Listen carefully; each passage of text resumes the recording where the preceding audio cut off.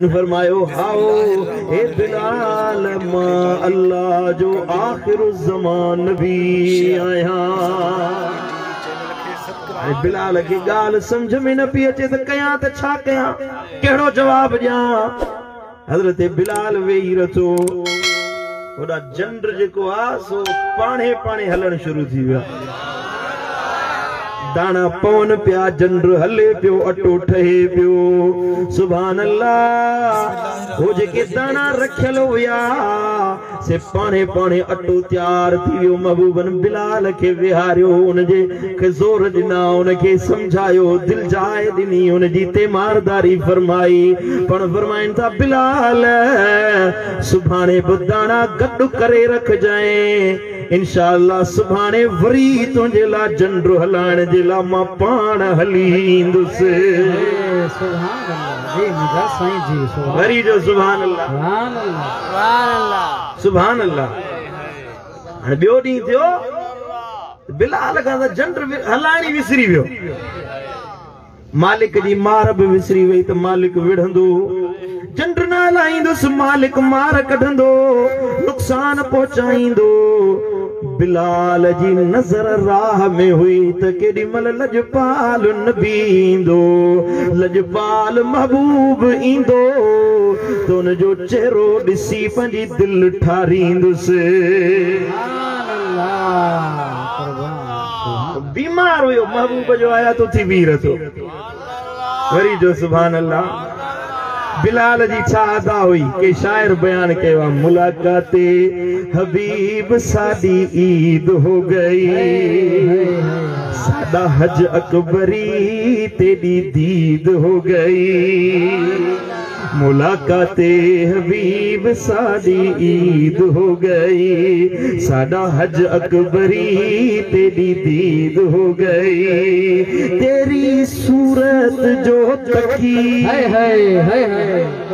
जो सुभान अल्लाह, तेरी सूरत जो तकी ते मोहब्बत हो गई पक्की, जन्नत वास्ते पक्की ए रसीद हो गई। तेरी सूरत जो तकी ते मोहब्बत हो गई पक्की, जन्नत वास्ते पक्की ए रसीद हो गई। जो पोया वेठा आयो से ठरी विया है मुझे ख्याल में। चो सुभान अल्लाह सुभान अल्लाह। साईं करीम जो आया बिलाल वरी चए तो या रसूल अल्लाह जंड पाणे हलाईंदासीं, तू वे त अॼु कचहरी कयूं, वे हो त गुफ्तगू कयूं। साईं करीमन हज़रत बिलाल सां वक्त गुज़ारियो, पाण जंड हलाइण लगा। अन्न पींजी वियो, बोरो जंड जो सो मुकम्मल थियो। हबीबे किबरिया वापस वरण लगा। हजरत बिलाल तो अर्ज करे या रसूल अल्लाह हाणे इए न वञो, मुखे यो कलमो सेखारियो, मुखे ये लफ्ज सेखारियो जैसा मां कुफर मां निकरी तुझे मथा ईमान आया ऐं तुझे अल्लाह जो बानो सडराया। अरी जो सुभान अल्लाह सुभान अल्लाह। एड़ी शफकत ॾिठव किथे कि न कोन ॾिठव? सुभान अल्लाह। पढ़ो सल्लल्लाहु अलैहि या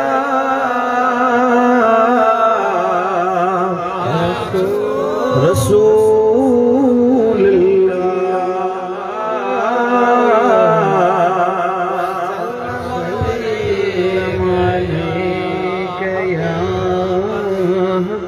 अल्लाह जो कुरान तो फरमाए वलो अन्नहुम इज़्ज़लमू अनफुसहुम जाऊका। महबूब फरमाए पंहिंजी उम्मत के जेकॾहिं पंहिंजी जानियुनि ते जेके ज़ुल्म करे वेठा आहिनि,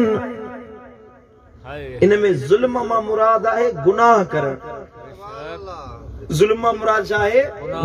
हबीबन करीमन फरमायो गुनाह सभिनी खां वॾो ज़ुल्म आहे। ज़ालिम माण्हू अल्लाह खे पसंदि न आहे हूंदो।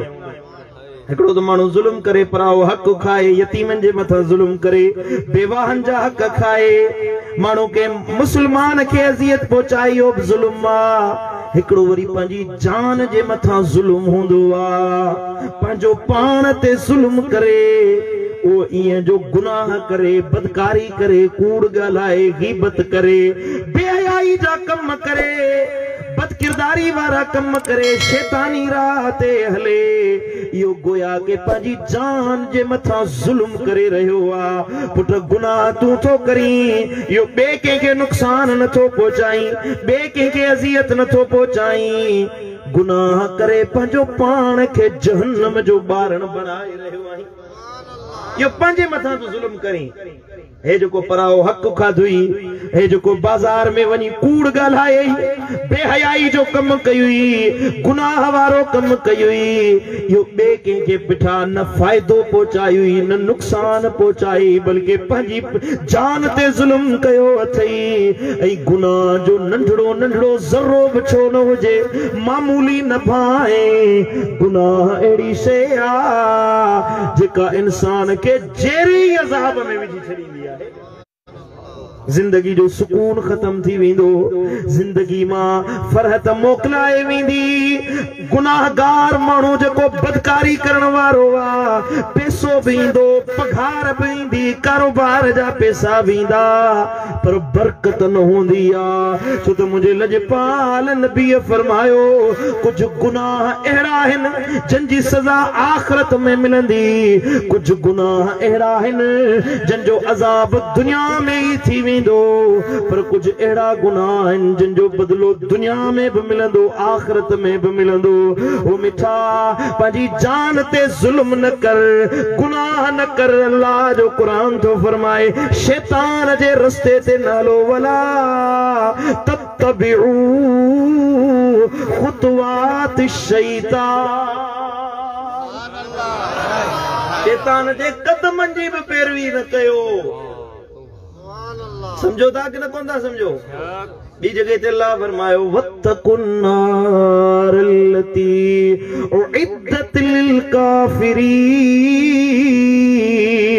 ओ जाम शोरे वारो, पेटारे वारो, अल्लाह जो कुरान तो फरमाए, जहन्नम जी बाहि खां डिजो जेका काफरन जे लाइ तैयार कई वई आहे। तव्हां त मोमिन आहियो, ईमान वारा आहियो, तव्हां मदीने वारे साईं जा आशिक आहियो, लजपाल करीम शफीक नबीअ जा उम्मती आहियो, गुनाह न कयो, तव्हां जे लाइ त अल्लाह जन्नत बनाई आहे। तव्हां जे लाइ त अल्लाह जन्नत बनाई आहे, काफरन जे लाइ जहन्नम ठही आहे। कंहिंजे लाइ ठही आहे? ॻाल्हायो नथा, काफरन जे लाइ जहन्नम ठही आहे। तव्हां जे लाइ छा आहे? अल्लाह तो फरमाए, वसारिउ इला मगफिरतिन मिन रब्बिकुम व जन्नतिन अर्दुहा अस्समावातु वल अर्दु उइद्दत लिल मुत्तकीन। सुभान अल्लाह। जल्दी कयो अल्लाह का बख्शिश तलब करण में, ऐं जल्दी कयो न जन्नत ॾे वञण में, जेका जन्नत हिन सतनी ज़मीनुनि आसमाननि खां कुशादी आहे, जेका अल्लाह ताला मुत्तकी बाननि जे लाइ तैयार कई आहे। सुभान अल्लाह। मदीने वारे जे आशिकनि जे लाइ जन्नत ठही आहे, महबूब जे परवाननि जे लाइ जन्नत ठही आहे। मुत्तकी आहे उहो जेको लजपाल नबीअ सां लहू लाहींदो आहे। ओ मिठा, अल्लाह जो कुरान तो फरमाए, जहन्नम तव्हां जे लाइ नाहे, दोज़ख तव्हां जे लाइ नाहे। पोइ अहिड़ा कम छो था कयो जंहिंसां तव्हां खे जहन्नम में वञणो पवे, दोज़ख ॾे वञणो पवे? ओ मिठा, अहिड़ा कम न कर जंहिंसां तोखे दोज़ख जो ॿारन बणजणो पवे। उहे कम कर जेके लजपाल नबीअ जी कचहरी ताईं तोखे पहुचाइण वारा हुजनि। सुभान अल्लाह। नबीअ जी संगत वणे थी कि न कोन थी वणे? सुभान अल्लाह। अल्लाह जे कुरान फरमायो त केॾी न सुहिणी संगत आई आहे, ओ नबीअनि जी, शहीदनि जी, सिद्दीक़नि जी, सालिहनि जी। तू गुनाह करे फिरौन हामान निमरूद ऐं कारून सां गॾु जहन्नम में वञण चाहींदे या सिद्दीक़ अकबर उमर फारूक ऐं मौला अली ऐं मदीने वारे साईं सां गॾु जन्नत में वञण चाहींदे? जवाब दे मूंखे। जन्नत खपे कि न खपे? जन्नत मिलंदी मदीने वारे साईं जे दर ते। समझो था? गुनाह न कर, बदकारी वारा कम न कर। या बदकारी पुट हिकड़े न हिकड़े डी तोखे पाणे खबर पवंदी त हाओ जे गुनाह न कया हा। ओन क़यामत जे दिहाड़े माण्हू का पुछा थींदी, सवालन जा जवाब थींदा, चंदो है हात लादरी है अफसोस इन सवालन जी त मूंखे खबर ही कोने का। ऐं जॾहिं माण्हू उथंदा क़यामत जे दिहाड़े उहे गुनहगार बदकार बेहयाई जा कम करण वारा रोई चवंदा, या लईतनी कुंतु तुराबा, ए काश जैसा मिट्टी बणजी वञो, खाक में मिली वञो जो हे ॾींहुं ॾिसणो न पवे हा। पर मिठा उन दिहाड़े ते जे निजात जो वाहिद ज़रियो हूंदो त मदीने वारे साईं जी मोहब्बत वारो दर हूंदो। वरी जो सुभान अल्लाह, सुभान अल्लाह। अल्लाह जे कुरान ॾस ॾिनो, भला जे गुनाह थी विया आहिनि त मोटी त कोन ईंदो न वक़्तु साॻियो। गुनाह थी विया, हाणे तूं दिलगीर न थी, छा कर? अल्लाह जे कुरान ॾस ॾिनो आहे। छा कंदा? ख़बर अथव छा कंदासीं? कुरान तो फरमायो, वलो अन्नहुम इज़्ज़लमू अनफुसहुम जाऊ। ए महबूब पंहिंजी उम्मत वारनि खे फरमाए, जे पंहिंजी जानियुनि ते ज़ुल्म करे वेठा आहियो, गुनाह करे वेठा आहियो, दिलगीर न थियो। मुंहिंजा लजपाल नबी इन्हनि खे फरमा, तो वटि डोड़ी अचनि, तुंहिंजी दरबार में अचनि, जेको तो वटि ईंदो अल्लाह उन जा सभु गुनाह बख़्शे माफ़ फरमाए छॾींदो। वस्तगफरुल्लाह, अल्लाह का बख्शिश तलब कर। वस्तगफर लहुमुर रसूल, नबी के सिफारिशी बनाइन, जे लजपाल नबी वो तव्हां जेड़ा इस्तिगफार करे, लवजदुल्लाह तव्वाबर रहीमा। सुभान अल्लाह। ये जरूर बिल जरूर अल्लाह के रहम करण वारो ऐं बख्शण हार लहंदा। सुभान अल्लाह। अल्लाह के जरूर बख्शण हार लहंदा। जमशोरे वारा पेटारे वारा जे करे तव्हां अल्लाह जे नबी जे दर ते अची माफ़ी वठो, यकीन ॼाणो बख्शिश आहे। अल्लाह तो हूं ॿुधे थो न, हिते वेही अल्लाह के सॼो अल्लाह हर जाइ ते ॿुधण वारो आहे। रब मदीने पाक में महबूब जे दर ते अची माफ़ी वठण जो ऐलान छो फरमायो? हे जो मौलवी चवे थो त बस बाबा जिते किथे अल्लाह ॿुधण वारो आहे, रब बख्शण वारो आहे, हिते ई माफ़ी वठो। हा, अल्लाह हर जाइ ते बख्शण वारो आहे, पर यकीन न आहे अले बख्शे अले न बख्शे। साईं करीमन के सिफारिशी बनाए पक ॼाण त अल्लाह तोखे बख्शे माफ़ करे छॾियो। समझो था ॻाल्हि कि न कोन था समझो? हे जेको माण्हू चवे थो न जे नबी तव्हांखे को फ़ाइदो न ॾींदो, माज़अल्लाह अस्तगफिरुल्लाह, नबी जी ज़ात है। हिकिड़ो किताब जो लिखे मौलवी, नबी और अली जिसका नाम है वो जर्रे बराबर किसी को फायदा नहीं देते। अली औज़ुबिल्लाह, माज़अल्लाह अस्तगफिरुल्लाह। असां चवंदा त असांजो दुनिया में भी वसीलो मदीने वारो साईं आ, त क़ब्र हशर में भी वसीलो हसनैन जो नानो है। वरी जो सुभान अल्लाह। असांजो अक़ीदो आहे जेको मुंहिंजे मुर्शिद दिलबर साईं सेखारियो। मुंहिंजे मुर्शिद कामिल छा फरमायो? चए जेको सारे जग जो सहारो वो घोट मदीने वारो। जेको सारे जग जो सहारो वो घोट मदीने वारो।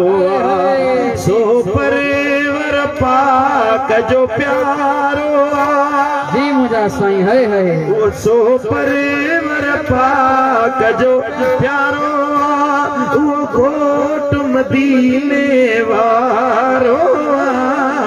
जेको जेको सारे जग जो सहारो आओ घोट मदीने वारो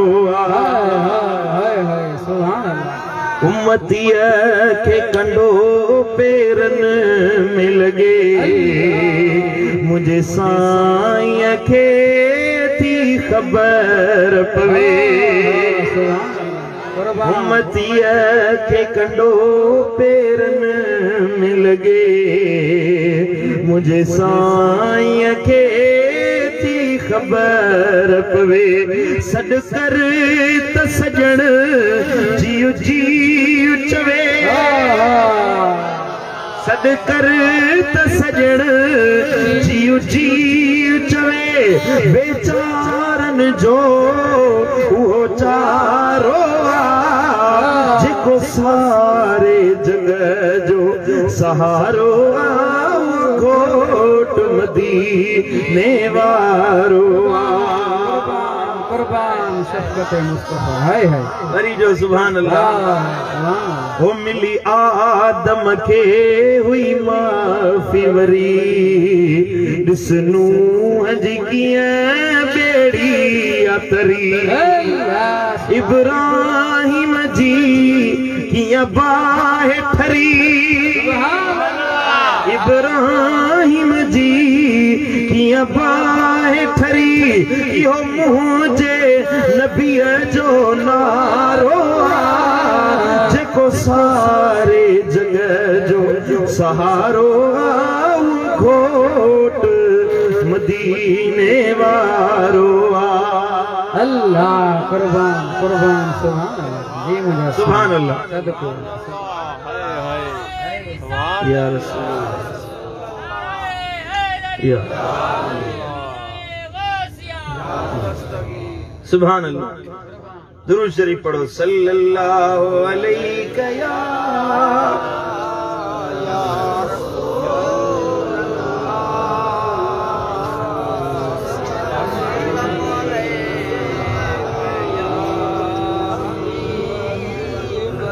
कुरान मजीद जी आखिरी सूरत जेका नाज़िल थी सा हुई सूरह नस्र इज़ा जा नस्रुल्लाहि वल फतह वरअयत अन्नास यदखुलून फी दीनिल्लाहि अफ़वाजा फसब्बिह बिहम्दि रब्बिका वस्तगफिरहु इन्नहु कान तव्वाबा सुभान अल्लाह आखिरी कुरान मजीद में सूरत या नाज़िल थी हुई जॾे महबूब करीम हज्जतुल विदा ता वापस अचन पिया या आयत नाज़िल थी अल्यौम अकमलतु लकुम दीनकुम इन आयत खां बाद में सफर मदीना मुनव्वरा ॾे अचन पिया त रस्ते में या सूरत नाज़िल थी महबूब तो ॾिठो कीअं न माण्हू फौज दर फौज दीन में दाख़िल थी रहा है